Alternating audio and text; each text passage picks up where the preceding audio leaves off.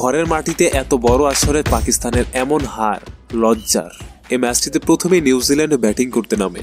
শুরুর দিকে শাহিন আফ্রিদির তুলনায় নাসিম শাহর বলে অনেক ধার ছিল। 7.3 বলে 39 রানের মাথায় কনওয়ে আবরারের বলে বোল্ড হয়ে ফিরে যান। উইকেটটা ছিল দেখার মতো। এরপর নবম ওভারেরই প্রথম বলে নাসিম শাহ 40 রানের মাথায় উইলিয়ামসনকে ফিরিয়ে দেয়। এজ হয়ে আউট হন উইলিয়ামসন, 1 রান করে ফিরে যান তিনি। এরপর রৌফের 17 ওভারের দ্বিতীয় বলে মিচেল শট খেলতে গেলে টাইমিং মিসে ক্যাচ আউট হয়। 73 রানে 3 উইকেট। এরপর দুজন ভালোই ব্যাটিং করতে থাকে। 38তম ওভারে নাসিমের দ্বিতীয় বলে উইলিয়ং উড়িয়ে শট খেলে আর ক্যাচ আউট হয়। ততক্ষণে তার রান 112 বলে 107 রান, যথেষ্ট। এরপর আবারও টম লেথাম এবং ফিলিপস খুবই ভালো খেলে যায়।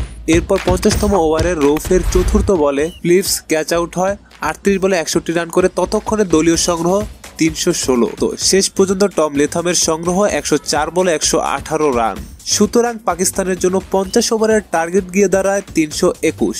উইল ও রৌর্কের বলে চতুর্থ ওভারের চতুর্থ বলে অনেকটা পাদা ফাতের মতো ক্যাচ তুলে দেয় সাউথ শাকিল। 19 বলে 6 রান করে তিনি ফিরে যান। এরপর রিজওয়ানকে এত সহজে আউট করে ফেলেছে বলেই বলতে হয় নিউজিল্যান্ডের জেতাটা অনেকই সহজ হয়ে যায়। উইল ও রৌর্কের বলেই রিজওয়ানও অনেকটা পাদা ফাতের মতোই ক্যাচ তুলে দেয়। 14 বলে 3 রান করে তিনিও ফিরে যান। 22 রানের মাথায় 2 উইকেট, সব 2-2-2।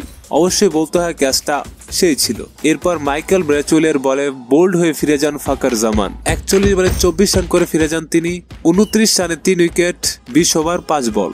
তখন একদিকে পাকিস্তানের বাবর আজম ধীর গতিতে খেলতে থাকে, অন্যদিকে উইকেটগুলো পড়তে থাকে। একটা অ্যাগ্রেসিভ ব্যাটসম্যানকে আপনি কিভাবে আউট করবেন সেটা আপনিই ভালো জানেন।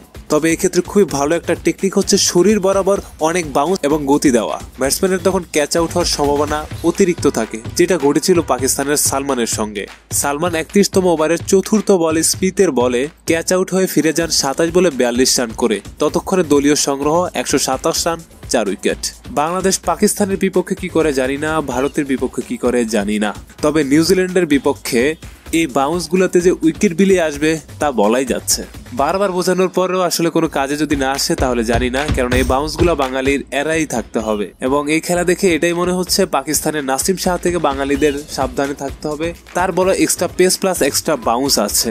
এক্সট্রা বাউন্স বাংলাদেশিদের জন্য সবচেয়ে দুর্বলতার জায়গা। তারপর তাইয়েব 7 রানের বলে কি সুন্দর ক্যাচ উঠিয়ে দিল উইলিয়ামের হাতে। সবই যেন তাদের জন্য পাদা ফাত। একটা জিনিস মনে হচ্ছিল নিউজিল্যান্ড যখন বোলিং বা ফিল্ডিং এ নামছে তারা পাকিস্তানের প্রতিটা প্লেয়ার সম্পর্কে যাচাই বাছাই করে নামছে, কোন প্লেয়ারটা কোন দিকে কোন বলে শট করতে পারে। যখনই প্লেয়াররা শট করতে গেছে তখনই ধরা খাইছে। নিউজিল্যান্ডের অ্যানালাইজ হয়তোবা খুব ভালো ছিল। এরপর 34তম ওভারের শেষ বলে 7 রানের বলেই বাবর আজম শট খেলতে গিয়ে ক্যাচ আউট হন। 89 বলে মাত্র 64 রান করে ফিরে যান তিনি। 64 রানের ইনিংস খেলার পরেও তিনি কিন্তু এক প্রকার ভিলেন, তাইলে এত অবজেকশন থাকতো না। তিনি যে পরিমাণে বল খাইছে এবং তার আশেপাশের প্লেয়াররা যেভাবে আউট হচ্ছিল তার আরো ভালোভাবে খেলা উচিত ছিল। এক প্রকার তিনি ভিলেন হয়ে গেছে। তো 153 রানের মাথায় তার উইকেটেরও পতন ঘটে। তারপর এক প্রান্তে আশার আলো জ্বালিয়ে বিপিএল মাতানো খুশদিল শাহ খুবই ভালো খেলে যাচ্ছিলেন, কিন্তু 41 ওভারের শেষ বলে শাহিন হেনরির বলে ধরা দেয়। সুতরাং 200 রানের মাথায় 7 উইকেট। আবারও উইল ও রৌর্কের বলে 44তম ওভারের চতুর্থ বলে খুশদিল শাহ 48 বলে 69 রান করে আউট হয়। এই বলারটা অলরেডি 3টে উইকেট পেয়ে গেছে। তার বলের গতি এভারেজ 136।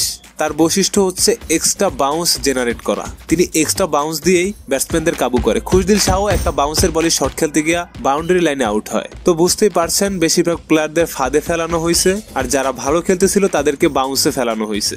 এরপর 47 ওভারের রৌফ শান্তনারের বলে 9 বলে 19 রান করে ফিরে যায় 260 রানের মাথায়। এবং শেষ উইকেটটা নাসিমের পিছনে শট খেলতে গিয়ে বোল্ড হয়ে ফিরে যান হেনরির বলে। 61 রানের জয় পায় নিউজিল্যান্ড আর 61 রানে হারে পাকিস্তান।